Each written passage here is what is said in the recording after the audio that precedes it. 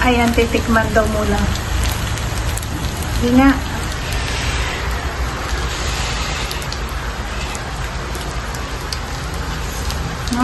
Ano sabi mo? Approve.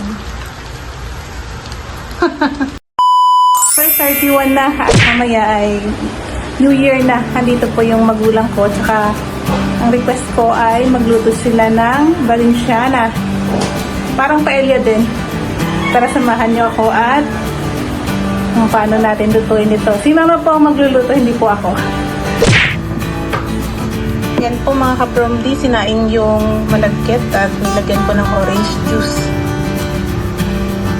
Paiinan lang natin para maluto. Ang ating pork. Protein pork. At saka ilagay natin sa ating Valenciana.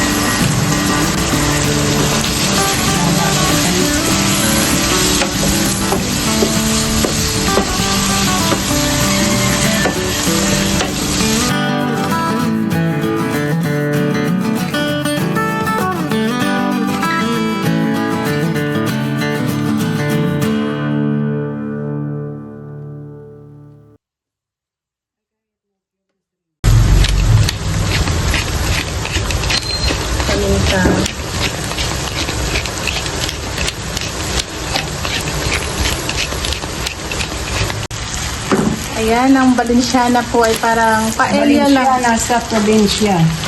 Parang paella din po ito mga kapromdi. Kaso Valenciana yung At makasarap version. talaga yung Valenciana. I-compare mo sa paella. Nax. Valenciana.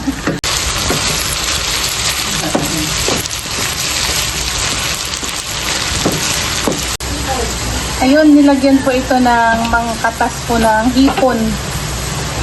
Yung sabaw niya, ayan, nilagay niya po. Lagyan na natin ng fresh milk. Ayun, fresh milk po ang nilagay ni Mama. Saka parang maglasa. Malasang malasa. Alright. Alright! Wow! Ayan, sinabawan po ni Mama, 2 baso. Makalat po kasi yung ano namin ngayon mga kapromdi, yung kusina. At maraming niluluto. Pasensyahan nyo na po mga kapromdi. Dahil may okasyon po.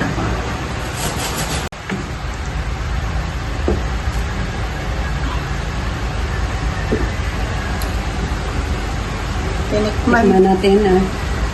Tikman mo nga. Wow! Wow! Wow, sarap. Approve! Wala pa yung ano nito mga kapromdi, wala pa yung pinaka-stickerize niya, pero masarap na daw. Ito yung hindi ko magaya-gaya. Siya lang nakakagawa nito. At ilalagay na natin ang raisin. Pasas po, nilagyan niya. Raisin yan. Raisin. Daming pasas. Di ba meron pa toppings na itlog to, Ma? Ang karoon mamaya. Mamaya, meron pa daw toppings ng itlog. Saka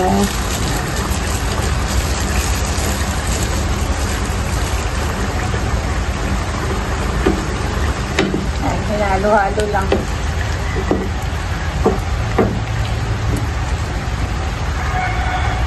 saka ilalagay na natin. Ayan po, nilagay na po yung malagkit.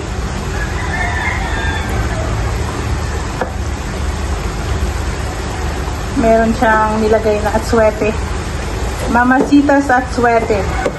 Parang tinapings na po mga kaprom. At tapos dyan na po, maghahalo na po yung kulay dyan mamaya sa kawali.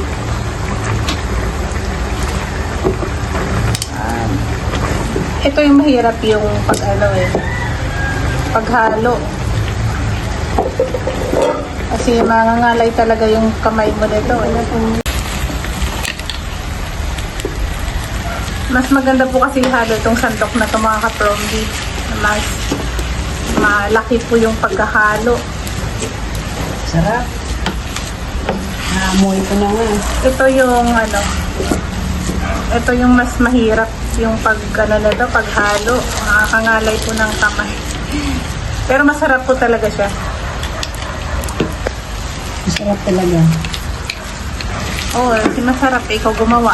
Kapag ako gumawa, ewan ko lang. Practice pa lang. Yum! Yummy. Ayan mga kaprombi, ako naman po yung maghahalo. Kasi ito yung part kasi na mahirap nakakangalan. Haluin natin. Exercise na rin to.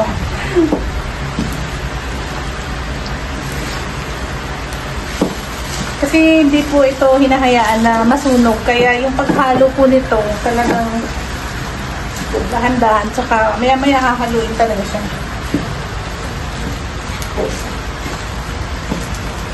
Hindi kasi nahalo yung Royal ulit. Ayan.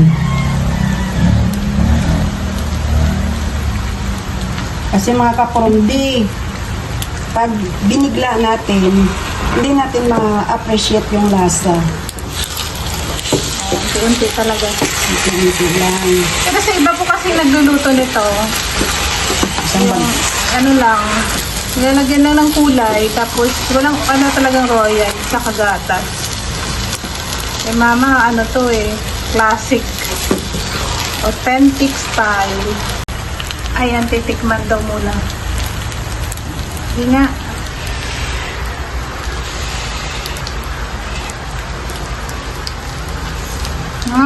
Ano sabi mo? what? Approve. Seryoso. Sige. Sabi mo yun, masarap nga. Ayan. Mukhang ito yung maunang maubos mamaya.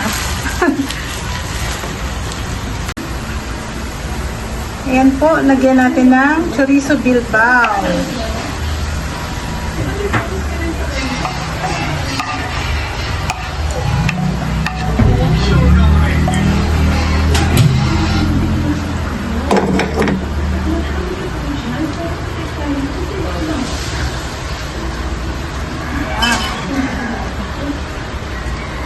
Pang toppings po natin ito.